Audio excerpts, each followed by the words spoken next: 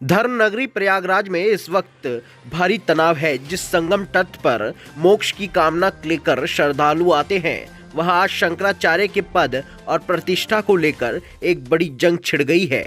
आपको बता दें कि ज्योतिष पीठ के स्वामी अभिमुक्तेश्वरानंद और मेला प्रशासन अब आमने सामने है। आपको बता दें कि विवाद की चिंगारी तब सुलगी जब मौनी अमावस के पावन पर्व पर स्वामी अभिमुक्तेश्वरानंद संगम स्नान के लिए निकले। आरोप है कि प्रशासन ने न केवल उनकी पालकी को रोका, बल्कि उनके शिष्यों के साथ दुर्व्यवहार भी किया। अपमान से आहत स्वामी जी बिना स्नान किए वापस लौट आए और कड़ाके की ठंड में अपने शिविर के बाहर अनशन पर बैठ गए। लेकिन कहानी में नया मोड़ तब आया जब आधी रात को मेला प्रशासन ने एक नोटिस चस्पा किया, जहां इस नोटिस ने आग में घी डालने का काम किया। प्रशासन ने सीधे स्वामी अभिमुक्तेश्वरानंद के शंकराचार्य होने पर ही सवाल खड़े कर दिए।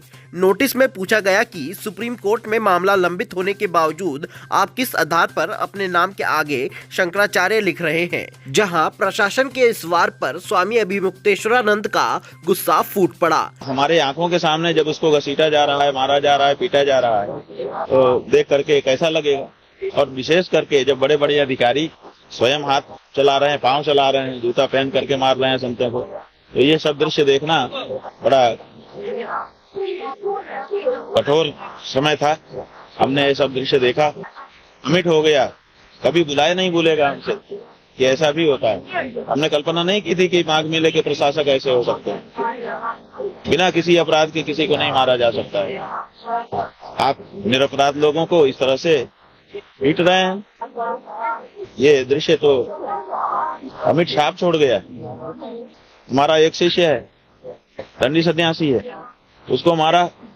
हमारे सामने तो नहीं बोला वो, लेकिन लोग बता रहे थे कि वो कह रहा था कि मैं कभी नहीं आऊंगा कुंभ। बताइए उसके मन में ये भावना क्यों आई? इसके पहले वो एकदम आतुर था। वो ज्योतिर्मठ से चल करके यहाँ आ गया, रात रात भी चला। इसकी इतनी उत्कंठा थी उसकी, और फिर आपने ऐसा कर दिया कि उसके मन में आ गया कि मैं कभी नहीं आऊंगा। हालांकि हम लोग समझाएंगे कि ऐसा मत सोचो, लेकिन तत्काल उसके मन में एक आप भावना भर रहे हैं कि कभी नहीं आऊंगा। आपकी कैसी छवि उस सन्यासी के मन में जा रही है, विचार तो करो। महाराज जी, घटना का स्वरूप इतना बिगड़ा, तो अभी वर्तमान में ऐसा क्या किया जाए कि कोई बीच का रास्ता निकले? भाई हमें कुछ नहीं करना है, करना प्रशासन को है। हमने कुछ नहीं किया है, प्रशासन ने ही इसको जानबूझ करके धीरे धीरे बढ़ा बढ़ा करके इतनी बड़ी बात बनाया है। जब बड़ी बात बना दिया है तो शंकराचार्य जी की पीठ का भी तो अपना सम्मान है। आप उसको जनता की नजर में स्थापित कर दीजिए कि नहीं, हम सम्मान कर रहे हैं, हम कहाँ मना कर रहे हैं। लेकिन आप ये संदेश दें कि हमने इनको ठीक कर दिया, हमने देखिए इनका अपमान कर दिया, तो शंकराचार्य जी के अपमान का संदेश देने के बाद कोई कैसे चुप रहेगा? आप संदेश को आपने बढ़ाया है, आप उसको ठीक कर दीजिए। हमें क्या करना है, हम तो जहाँ के तहाँ बैठे हैं।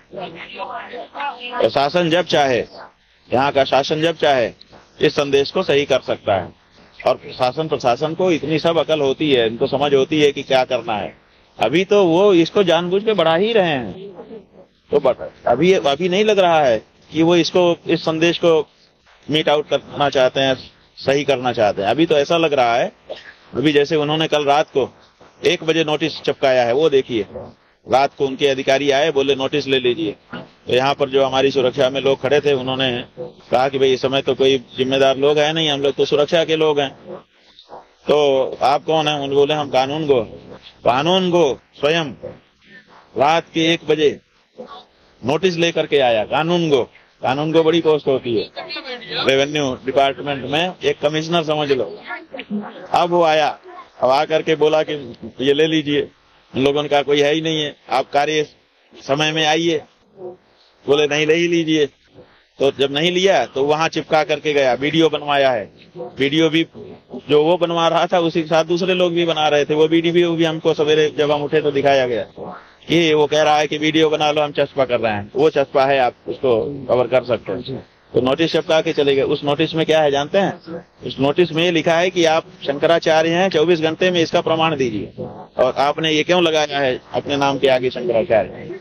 अब 3 बजे हमने प्रेस कॉन्फ्रेंस बुलाई है, 3 बजे हम जवाब देंगे। तो वो कहाँ इसको सही करना चाहते हैं, वो तो इसको और बिगाड़ना चाहते हैं।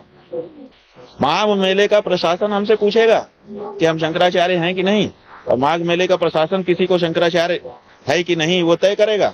ये अथॉरिटी शंकराचार्य को कब से हो गई बताइए? ये माघ मेला प्रशासन को कब से हो गई कि वो ये तय करे कि कौन शंकराचार्य है और कौन नहीं है? लेकिन कोशिश ये की जा रही है।